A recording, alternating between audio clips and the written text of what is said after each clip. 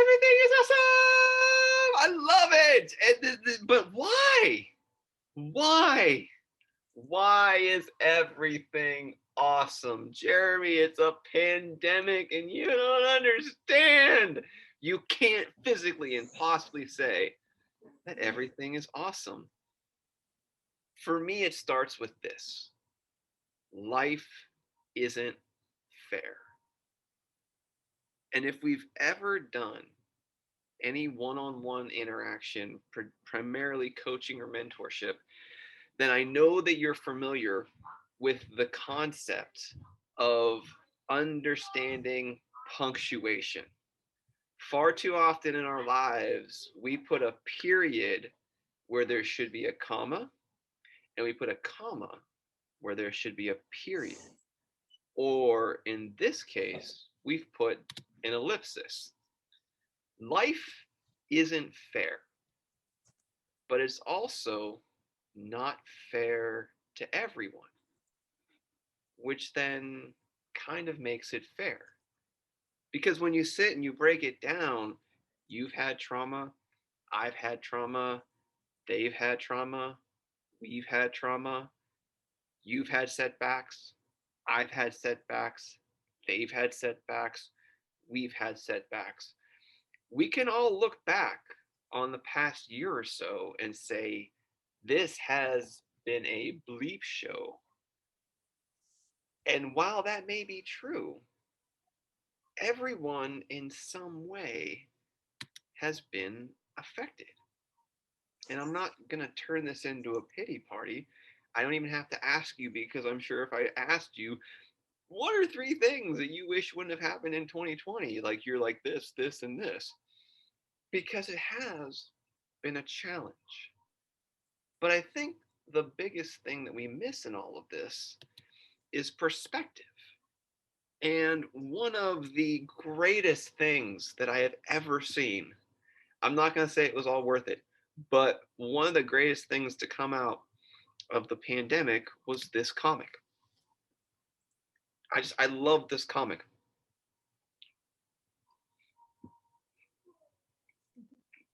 Because to me, nothing shows perspective more than this comic.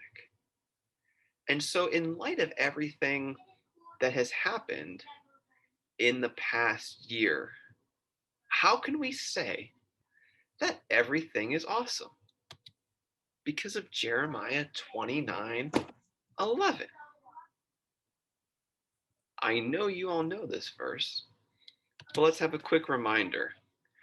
For I know the plans I have for you, declares the Lord. Plans to prosper you and not to harm you. Plans to give you hope and a future. One more time. For I know the plans I have for you, declares the Lord. Plans to prosper you and not to harm you. Plans to give you hope and a future. If ever there was a time to dig in and understand and believe this, now is the time. But it also, forgive me, it also begs the question, why does this not always seem true? Because it's human nature. Because far too often, we can't see the long game. We can only see the short game. Far too often, we'll look at like, oh snap, this has affected my job. And it's in the here and now, but we can't understand that 3 years from now, what we learn from these moments will positively put us on a path that can define our entire purpose.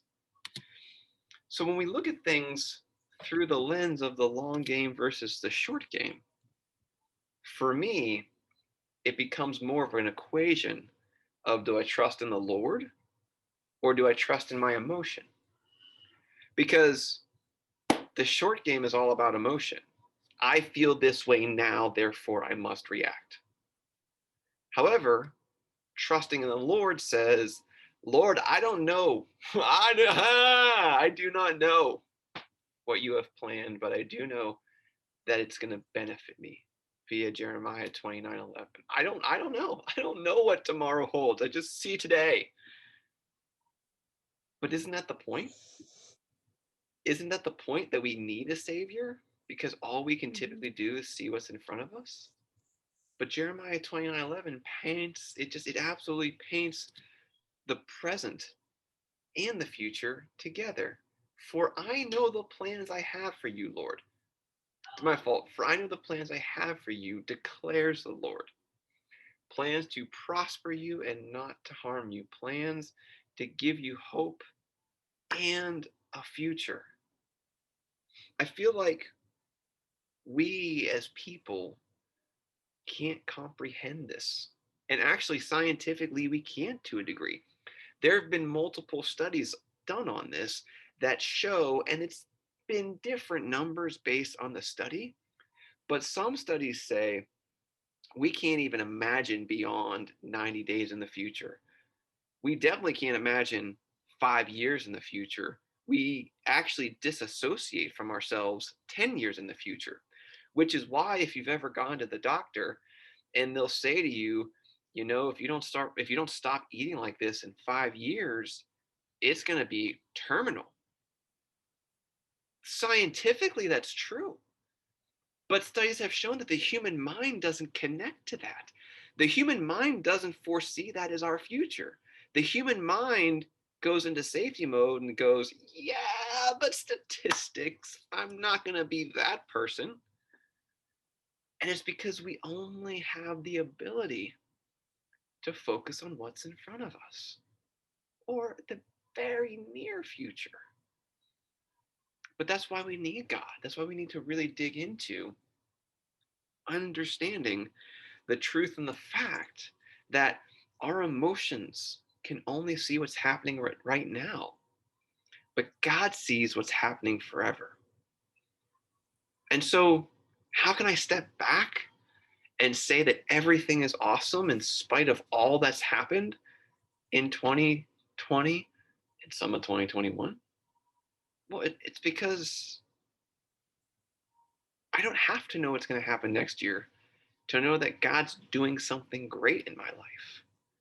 I don't have to know what's going to happen tomorrow to know that if I'm faithful with today, the outcome for tomorrow will be amazing.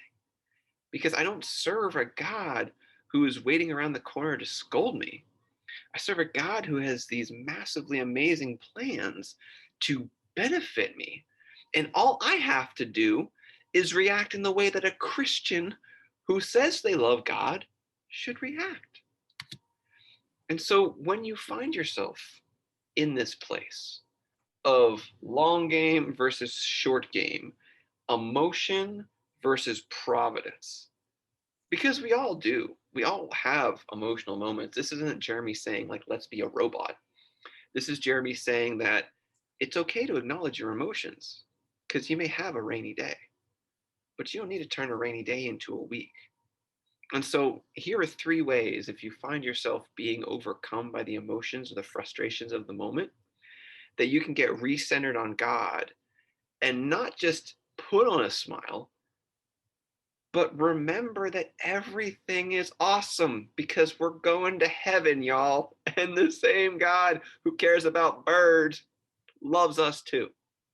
So here's 3 ways to get recentered on God when you start getting stressed and frustrated at things not happening right this minute the way you anticipated. 1, breathing the square. If you remember this from a few months ago, we talked about being present and being mindful. And so if you just take 4 deep breaths,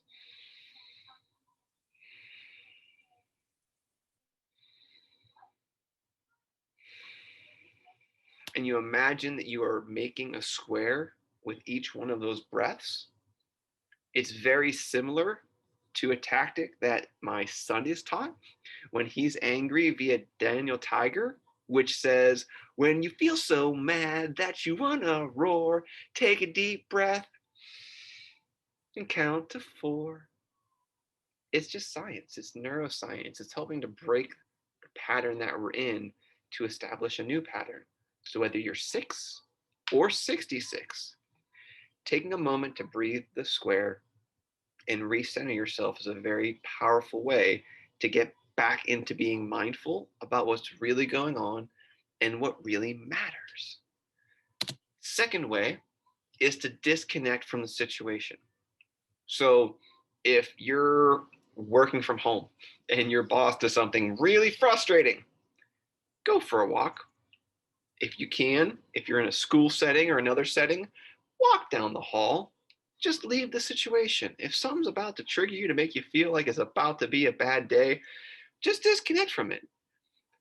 Literally, just pretend you're a millennial. Be like, I can't even right now, because you probably can't. Disconnect from the situation.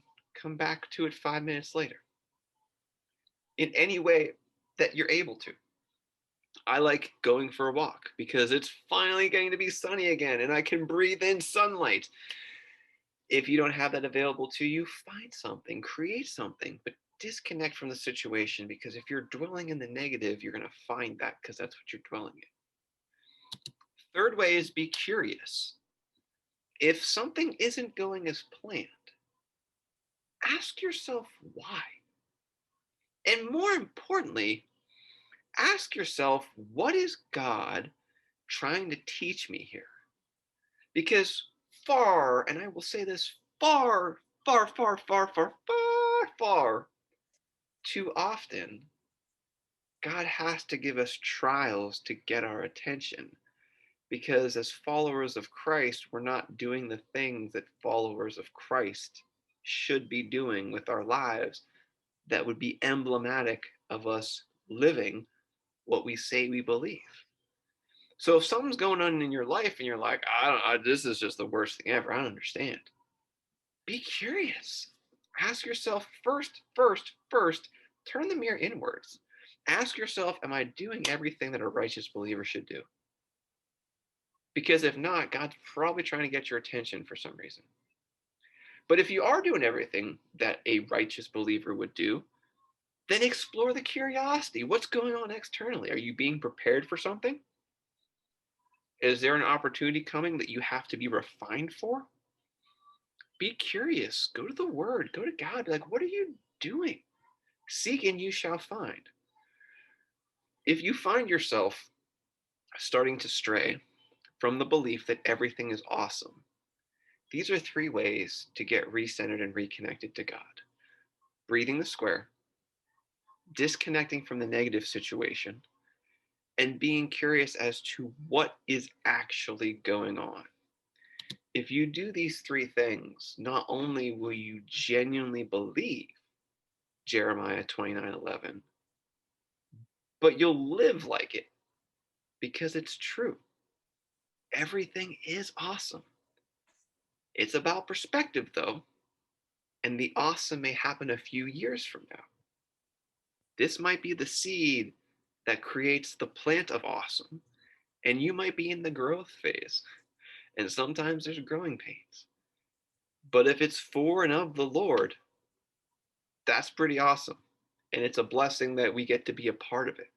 So whenever you're frustrated at any situation, take a step back, ask what's really going on, and react appropriately. Because no matter what happens in our life, God has a plan, and it's to benefit us. Even if it doesn't feel like it at the time, it's gonna benefit us. Because if it's not, then we're gonna have to. We get to talk to God about it for the rest of eternity, and He doesn't want to hear about our complaining. He'll be like, "No, this is the reason. See, if you did this, everything is great." And I know it's frustrating, but it's all about perspective. And I pray that you have a godly perspective at any trial that comes your way, because if you can be happy in the trials, how much greater will the joy be when they're not there? So I pray that you find this peace, you find this freedom, and you find this perspective. Because when you do, everything is awesome.